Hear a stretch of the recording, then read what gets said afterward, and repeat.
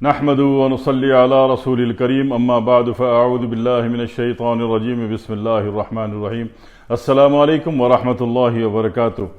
بہت سارے احباب نے ترپھلا کے متعلق استفسار فرمایا، سوال پوچھا، دریافت کیا کہ ترپھلا کے متعلق میں عرض کر دوں۔ ترپھلا جو ہے آیورویدا ہربل کی بہت مشہور ترین دوا ہے، ٹھیک ہے۔ یہی ترپھلا جوارش جالینوس میں بھی استعمال ہوتا ہے، حکیم جالینوس نے بھی استعمال کیا تھا، مگر اس میں اجزاء بہت تھے جوارش جالینوس کے نام پہ۔ ایک تو اس میں اجزاء زیادہ ہیں، دوسرا ہے کہ 50 سے زائد % اس کے اجزاء مارکیٹ میں ناپید ہیں، بچے 50%، اس میں 20% اجزاء جو ہیں اس میں بڑی مشکل پیش آتی ہے کہ وہ اصلی ہے نقلی ہے۔ تو اس کے بعد کے دور میں آیورویدا ہربل نے، آیوروید نے کیا کیا کہ ان چیزوں پر، ان اجزاء پر، ان کے مزاج پہ جب غور کیا تو پتہ چلا کہ ترپھلا 3 چیزوں کا مجموعہ ہے، ٹھیک ہے۔ حلیلہ، بلیلہ، آملہ، حلیلہ، بلیلہ، آملہ، ٹھیک ہے، تینوں ہم وزن، یہ تینوں لے لیے جاتے ہیں اور تینوں کو کچھ لوگ کیا کرتے ہیں ترپھلے کے طور پر جب استعمال کرتے ہیں تو وہ جناب علی اس کی چٹکی پانی سے پھانک لیتے ہیں۔ کچھ کسیلا اور کڑوا اور چرپرا مزاج اس میں شامل ہوتا ہے۔ کچھ لوگ کیا کرتے ہیں کہ اس میں شہد ملا دیتے ہیں، ٹھیک ہے، اس میں شہد بھی ملا دیتے ہیں۔ جب ترپھلے میں شہد ملا دیں گے، انتہائی باریک پیسا ہوا ہو، ہاتھ سے ملنے پر دانہ ہاتھ میں رگڑ نہیں کھانا چاہیے، ٹھیک ہے۔ ترپھلے کا یہ لیول ہے۔ آپ نے کوٹ پیس لیا اور بولا ترپھلا تیار ہو گیا، کچھ نہیں۔ اگر دانہ موٹا ہے تو یہ باڈی میں کیمیکل ریئیکشن نہیں بنائے گا اور یہ بل کھاتا کھاتا آنتوں میں کراس ہو جائے گا۔ اس کی پسائی انتہائی باریک ترین ہو۔ شہد میں ڈالنے کے بعد بے شک یہ پھول جائے، پھول کے اس کے پکسلز، اس کے اجزاء جو ہیں اس کے وہ بڑے ہو جائیں، کوئی مسئلہ نہیں ہے، مگر آپ نے شہد میں ڈبونے سے پہلے اس کو باریک ترین پیسا ہو۔ دوسری بات یہ کہ ترپھلا کا شوق تو بہت ہے لوگوں کو، لیکن یہ کہ ترپھلا جب بھی پنساری سے خریدیے گا تو پنساری کو بتا کے لیجئے گا کہ میں نے ترپھلا بنانا ہے، میں نے ترپھلے کی چٹکی بنانی ہے، ترپھلے کی چورن بنانی ہے، ترپھلے کی پھکی بنانی ہے یا ترپھلے کا معجون بنانا ہے، ٹھیک ہے، بتا کے لیجئے گا پنساری سے۔ تو پنساری پھر چیزیں دیکھ کے اپنے حساب سے دیتا ہے، اور چیزیں اکڑی بھی ہوں، کڑک ہوں، ٹائٹ ہوں، چمک رہی ہوں، بھربری نہ ہوں۔ یہ جو بھربری اجزاء ہوتے ہیں یہ کام کے نہیں ہوتے۔ ان کا جو مین روغن ہوتا ہے، مین جو اس کا جز ہے، وہ کیڑے کھا چکے ہوتے ہیں۔ اب آپ کھائیں گے بھوسا تو فائدہ کچھ نہیں ہونے والا، ٹھیک ہے۔ دیکھ کے لیجئے گا، پھر اس کو بولیے گا کہ اس کو پیس دو۔ ترپھلا آپ جب بھی بنانے بیٹھیں گے تو تینوں اجزاء ہموزن ہیں، اور اگر آپ نے شہد میں ملانا ہے، اس کو اتریفل بنانا ہے، ترپھلے ہی کو عربی میں اتریفل کہا جاتا ہے۔ اتریفل اگر آپ نے اس کو بنانا ہے شہد ملا کے تو پھر شہد بھی ہم وزن ہی ہوگا، یعنی کہ حلیلہ، بلیلہ، آملہ، اور اگر تینوں 1 پاؤ ہیں تو شہد بھی 1 پاؤ ہی ہوگا۔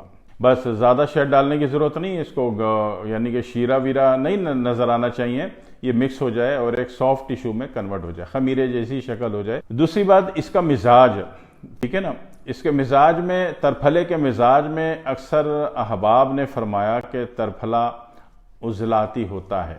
ایسا بالکل بھی نہیں ہے۔ ترپھلے میں تینوں مزاج ہوتے ہیں، ٹھیک ہے۔ چونکہ جب یہ تینوں مزاج ہوتے ہیں تو اس کا مزاج نہ رہا، آپ نیوٹرل، فیز، ارتھ تینوں کو مکس کر دیں گے تو نہ نیوٹرل رہے گا، نہ فیز رہے گا، نہ ارتھ رہے گا۔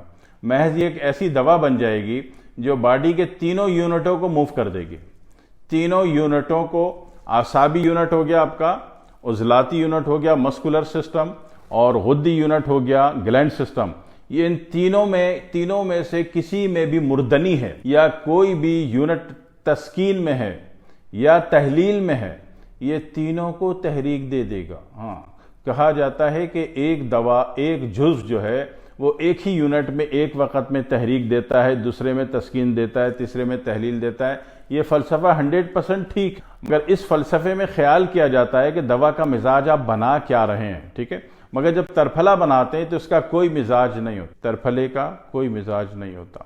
ہاں، یہ کہ ترپھلا ہر بندہ کھا سکتا ہے جو کہ کمی محسوس کرتا ہو، سستی محسوس کرتا ہو، کاہلی محسوس کرتا ہو، ٹھیک ہے۔ اور اگر ترپھلا بنانے میں کوئی آپ کو پرابلم آ رہی ہے، آپ کے پاس اچھا گرائنڈر نہیں ہے، آپ حکیم صاحب نہیں ہیں، آپ معالج نہیں ہیں، تو پھر آپ بنی بنائی جوارش جالینوس ہی لے لیں جا کے، ٹھیک ہے نا، ہمدرد کی ہو، قرشی ہو، یا کوئی بھی ایسا ادارہ جس پر آپ کے بڑوں کو، آپ کے باپ داداؤں کو، نانا ناناؤں کو یقین تھا کہ ادارہ اچھا ہے، اس ادارے کی بنی بنائی جوارش جالینوس لے لیں، تو وہ بھی وہی ایکٹیویشن کرتی ہے، تینوں کے تینوں یونٹ میں تحریک دے دیتی ہے، ٹھیک ہے۔ بڑی اختلافی سی بات ہے، اس میں بحث کے مواقع لمبے ہیں، مگر یہ کہ میں آسان لفظوں میں بات کر رہا ہوں کہ تینوں یونٹوں میں تحریک دیتی ہے، ورنہ ایسا کسی دوا میں، کسی نسخے میں، کسی مزاج میں نہیں ہو سکتا کہ جو کہ تینوں کو دیتا ہو۔ اور یہ نسخہ بنا ہی اس وقت تھا، جوارش جالینوس بنی اس وقت تھی جب حکیم جالینوس صاحب نے مدظ اللہ العالی، انہوں نے 80 سال تقریباً لگائے سونا بنانے میں۔ تو ان کا سونا کس شکل میں بنا جس کو آپ جوارش جالینوس کہتے ہو، ٹھیک ہے، سینکڑوں سال ہو گئے، بن بھی رہی ہے، بک رہی ہے، ٹھیک ہے۔ اللہ ان کو جزائے خیر عطا فرمائے۔ سونا اس کو نہیں کہتے جو گولڈ کلر کا ایک پتھر ہوتا ہے، سونا اس کو کہتے ہیں جس سے آمدنی 10 گنا بڑھ جائے اور وہ حلال کی ہو، ٹھیک ہے۔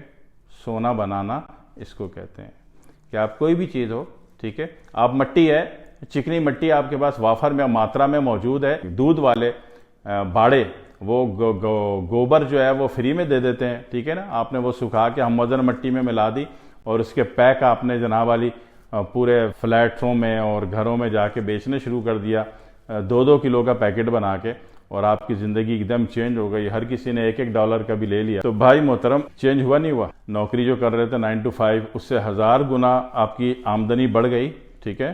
ہر بندہ چاہتا ہے کہ اس کے گھر میں جو پودے ہیں گملوں میں ادھر ادھر وہ ذرا کھل جائیں، ٹھیک ہے، خوشنما ہو جائیں، ان میں زندگی پیدا ہو جائے، اور کچھ کھانے پینے کی چیزیں ہیں، چیکو ہے، لیمو لگایا ہوا ہے، تو وہ فراواں ہو جائے، تو ہر بندہ لے لیتا ہے، ٹھیک ہے۔ تو آپ محض مٹی بھی بیچ رہے ہیں اور آپ کی آمدنی جو ہے 10 گنا بڑھ گئی، تو یہ مٹی آپ کی سونا ہے۔ لوگ کہتے ہیں سونا بنانے کا فن، سونا بنانے کا فن صرف اتنا ہوتا ہے کہ آپ کی آمدنی 10 گنا بڑھ جائے اور وہ حلال کی ہو، بس۔ آپ نے ایک ایسی پروڈکٹ بنا لی جو خواتین میں یا مردوں میں بہت زیادہ مقبول ہے، ٹھیک ہے نا، اور ایک دم جناب والی آپ کی جاب سے وہ 10 گنا آمدنی آپ کی بڑھ گئی، تو یہ جو بنا رہے ہو نا، یہ سونا ہے، ٹھیک ہے۔ تو جالینوس نے بھی یہی کیا تھا کہ 80 سال گولڈ والا سونا بنانے کی کوشش کی، اور آخرکار ان سے نہیں بنا، تو انہوں نے پھر جوارش جالینوس دنیا کو عطا کر دی اور دنیا اس سے فائدہ کما رہی ہے۔ تو ترپھلا بھی سیم اسی کی ٹکر پر ہے۔ مزاج کا میں نے کہا کہ مزاج میں بال برابر فرق ہے، اجزاء میں فرق ہے، لیکن کام وہی کر رہا ہے جو جوارش جالینوس کرتی ہے۔ تو ترپھلا جب بھی بنائیے گا تو پنساری کو بتا کے لیجئے گا، ٹھیک، ایک بات۔ دوسری بات یہ ہے کہ ترپھلا ایکٹیویشن بہت اچھی دیتا ہے، باڈی کو چارج کر دیتا ہے، بہت اچھا بوسٹر ہے، ٹھیک ہے نا، ایکٹیویشن بحال کر دیتا ہے، آپ کی کاہلی، سستی، کوتاہی کو نابود کر دیتا ہے، ٹھیک ہے۔ لیکن اگر آپ شوگر اور بی پی کے مریض ہیں تو پھر آپ نہیں لیں گے اس کو، ٹھیک ہے، احتیاط کرنی ہوتی ہے تاکہ وہ سائیڈ ایفیکٹ کا دھبا نہ لگ جائے۔ ویسے بھی سائیڈ ایفیکٹ فوبیا بہت بڑھ گیا لوگوں میں، ذرا سے بولو جی زمزم پی لو تو قوم کہتی ہے اس کا سائیڈ ایفیکٹ تو نہیں ہوگا۔